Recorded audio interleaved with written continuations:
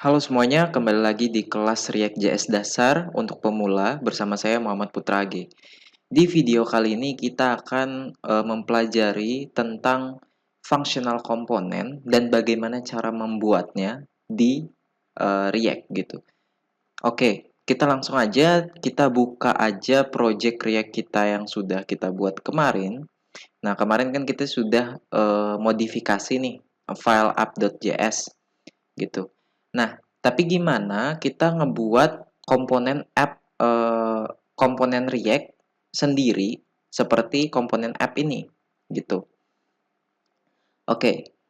Nah, di sini saya mau nge-share struktur folder yang biasa saya gunakan. Jadi sebenarnya kalau di React itu untuk struktur folder project itu terserah dari si pembuatnya. Jadi sangat fleksibel kalau di React. Tapi biasanya eh, developer React itu dia ngebaginya seperti ini. Jadi ada folder namanya itu pages. Jadi di dalam folder pages ini adalah file-file atau komponen-komponen React untuk satu halaman. Misalkan ada halaman home, ada halaman kontak, ada halaman produk dan lain sebagainya itu dimasukkan ke pages. Kemudian untuk komponen-komponen yang bisa digunakan kembali, misalkan button. Button itu bisa digunakan di berbagai tempat gitu. Atau navbar, navbar yang bisa ditaruh di setiap halaman yang bisa digunakan kembali. Nah, itu biasanya kita taruh di folder yang namanya adalah components. Ya, seperti ini gitu. Nah, di sini misalkan saya ingin membuat halaman baru namanya adalah halaman home. Nah, di halaman pages ini saya bisa ngebuat satu file baru namanya bebas, tapi kalau saya biasanya saya namakan seperti ini dengan huruf kapital awalnya home kemudian .js gitu. Bisa seperti ini ya untuk simpelnya. Nah, kemudian kita bisa ngebuat function JavaScript seperti biasa gitu. Function, kita tuliskan function, kemudian namanya apa? Biasanya nama functionnya ini sama dengan nama filenya. Jadi kalau nama filenya adalah home, maka nama functionnya adalah home juga. Atau nama komponennya adalah home juga. Gitu. Kemudian kita buat buka kurung tutup kurung, kemudian buka kurung rawal, tutup kurung rawal. Nah, di dalam function ini uh, untuk menjadikan dia komponen, dia harus mengembalikan atau mereturn JSX seperti yang sudah kita pelajari di di video sebelumnya ya. Jadi kalau kita lihat juga kita bandingkan dengan app.js, ini kan ada function, kemudian namanya adalah app, kemudian dia mereturn JSX. Nah, itu ya. Kalau mau bikin komponen di React harus seperti itu. Jadi dia harus mereturn JSX. Di sini bisa kita return aja. Kita mereturn kemudian buka kurung, tutup kurung. Isinya adalah bebas. Jadi di sini saya mau tuliskan div. Kemudian saya tulis H1, isinya adalah halaman home. Oke. Kemudian kita save. Nah, apakah kita bisa menggunakan komponen home ini di luar?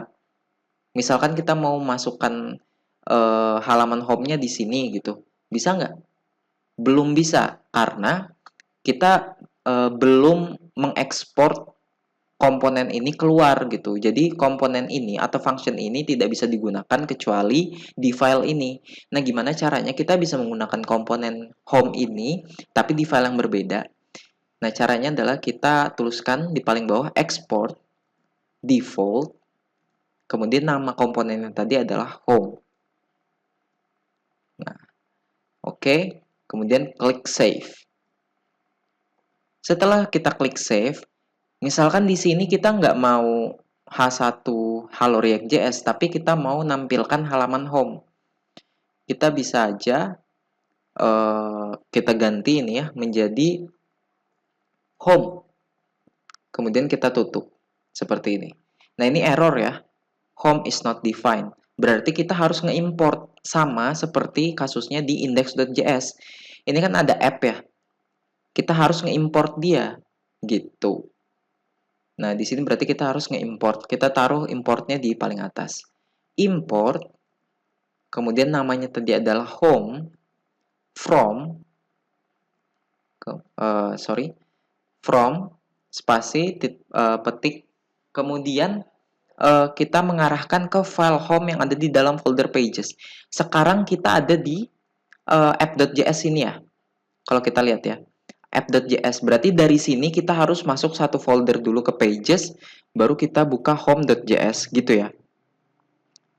Nah, berarti dari sini titik slash, berarti kita harus masuk dulu ke pages. Nah, ini enaknya Visual Studio Code, jadi dia udah ngasih pilihan gitu. Di sini ada folder apa aja atau ada file apa aja.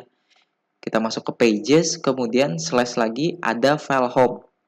Nggak perlu disebutin .js-nya karena udah otomatis React-nya udah tahu gitu kalau ini adalah file JS gitu. Kita save. Nah, ini udah ya. Kemudian kalau kita jalankan dengan command npm start, harusnya yang tampil adalah halaman home ya. Karena tadi kita sudah buat file pages baru. Ini coba kita jalankan.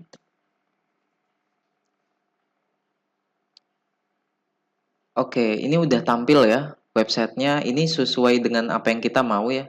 Yang tampil adalah halaman home sesuai dengan yang ada di home.js ini atau komponen home yang baru saja kita buat gitu. Ini kalau kita ganti ya, kita ganti tulisannya jadi home screen, itu harusnya keganti juga dia. Nah ya, udah keganti gitu. Oke. Selanjutnya misalkan nih yang mau dituliskan itu adalah selamat datang, kemudian di sini namanya misalkan Putra gitu. Tapi saya nggak mau kalau Putra ini statik gitu. Saya maunya bisa berubah-ubah gitu. Gimana caranya? Ini kalau kita save kan dia tulisnya selamat datang Putra, tapi saya mau ganti yang lain. Jangan statik tapi dinamis, bisa nggak? Nah, itu namanya di dalam komponen adalah props atau properties. Jadi kita bisa mengirimkan data ketika di dalam sini ya, di app.js ini kita bisa nambahkan properties, misalkan name sama dengan AG gitu. Nah, nanti AG ini akan kita tuliskan di dalam sini gitu. Nah, caranya gimana? Ini kita save dulu ya. Kalau kita save dulu, ini tidak akan berubah sama sekali. Oke. Nah, ini kan kita mengirimkan parameter atau properties name dengan isinya adalah AG. Nah, di home ini sebenarnya di function ini dia menerima props atau properties.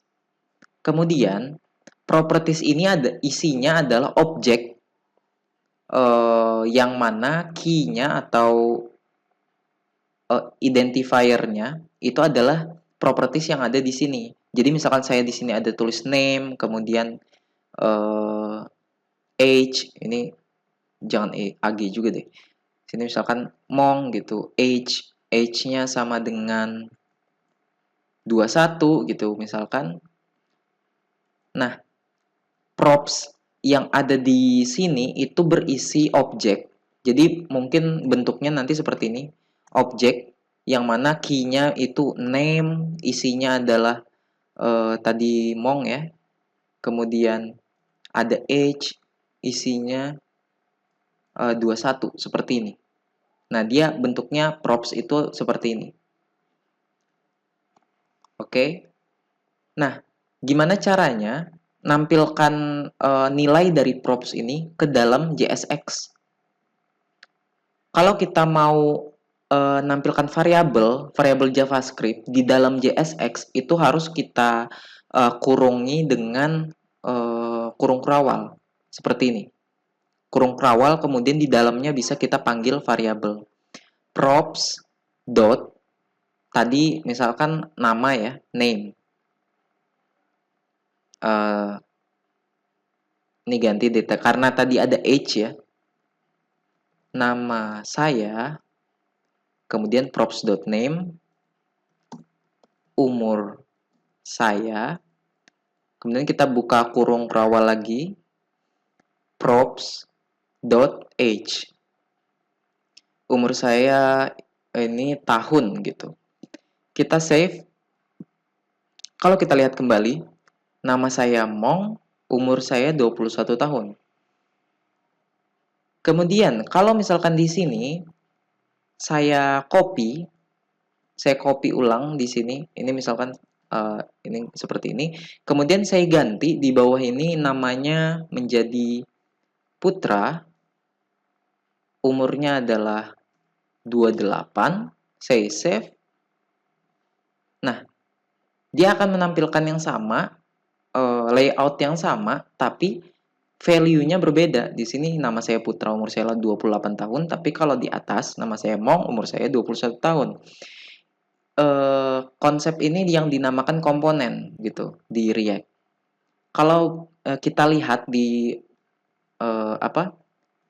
official website-nya React.js, kalau teman-teman lihat nih ya, di sini ini kan tiga bagian ini sebenarnya sama aja ya. Mereka mirip,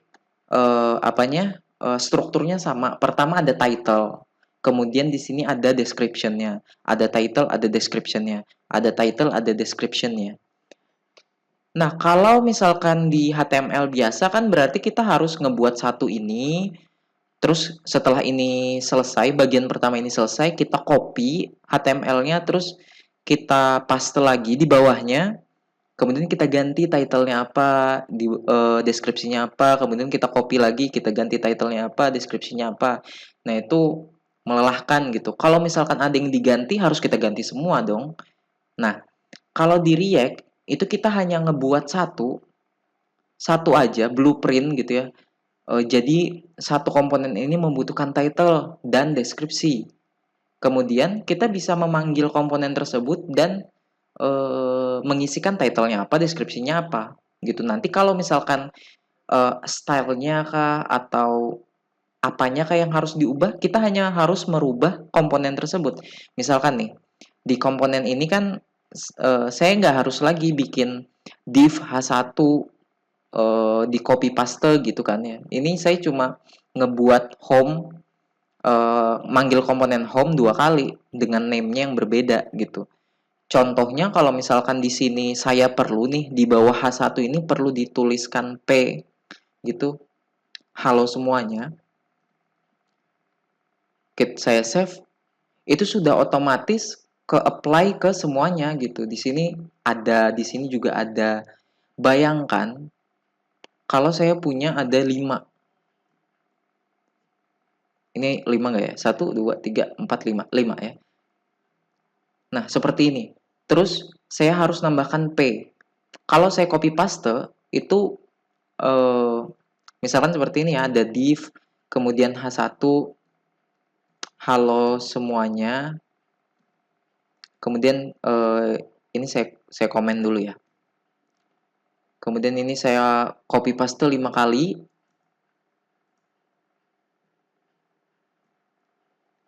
Misalkan saya mau mengganti ini menjadi halo everyone. Seperti itu. Nah, yang ini kan belum keganti ya.